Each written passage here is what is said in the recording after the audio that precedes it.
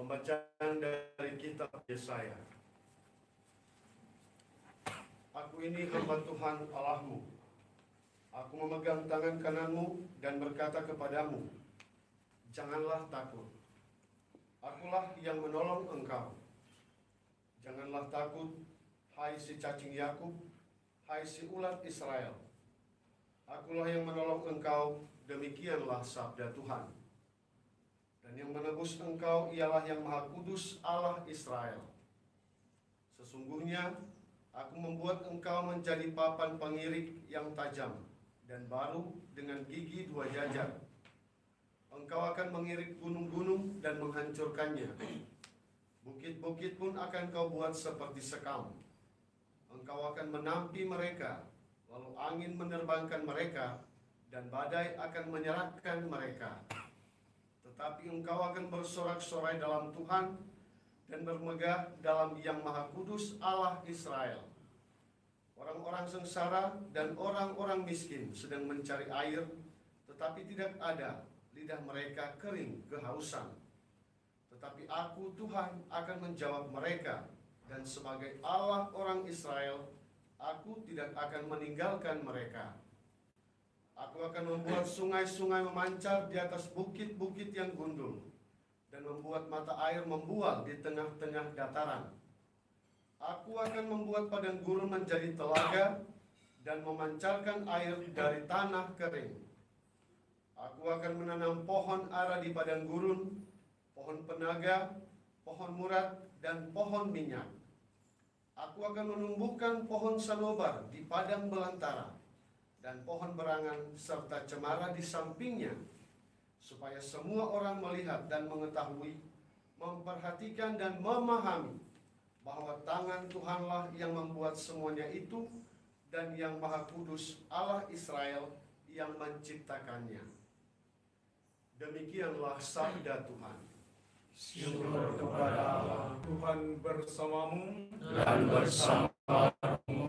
Inilah Injil suci menurut Matius. Dimuliakanlah Tuhan. Pada suatu hari, Yesus berkata kepada orang banyak, Aku berkata kepadamu, sesungguhnya di antara mereka yang dilahirkan oleh perempuan, tidak pernah tampil seorang yang lebih besar daripada Yohanes Pembaptis. Namun yang terkecil dalam kerajaan surga lebih besar daripadanya. Sejak tampilnya Yohanes Pembaptis hingga sekarang, kerajaan surga sudah dirongrong, dan orang yang merongrongnya mencoba menguasainya.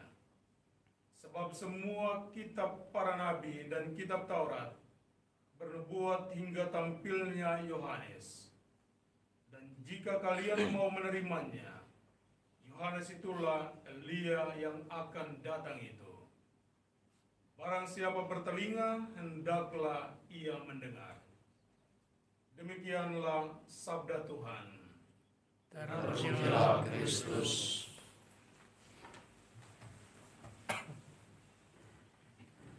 Ada 2 cara atau 2 tipe ketika orang ingin terkenal. Pertama, orang terkenal karena mungkin keluarganya, nama besar dari keluarganya.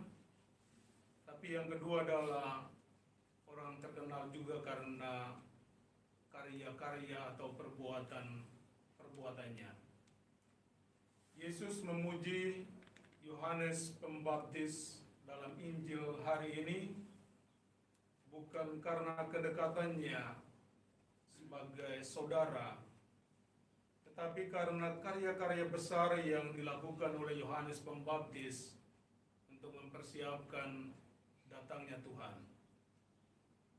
Karena itu ada beberapa hal penting yang kita bisa jadikan permenungan kita di pagi hari ini. Yang pertama, bahwa pertobatan adalah cara terbaik untuk mempersiapkan hati menyongsong kedatangan Tuhan. Kedua, kita dipanggil untuk seperti Yohanes mewartakan pertobatan, bukan hanya semata dengan kata-kata kita, tapi terlebih dengan perbuatan dan kesaksian hidup kita. Ketiga, pertobatan kita harus berbuah dalam perbuatan baik. Karena itu kesempatan masa Advent bukan hanya menjadi momen di mana kita berbenah diri, mempersiapkan hati dan batin, tapi kita juga giat untuk melakukan perbuatan-perbuatan baik kepada orang lain, terutama mereka yang membutuhkan. Kita dipanggil seperti Yohanes, maka marilah kita juga berbuat seperti dia, bahkan lebih dari dia di zaman ini. Semoga demikian. Amin.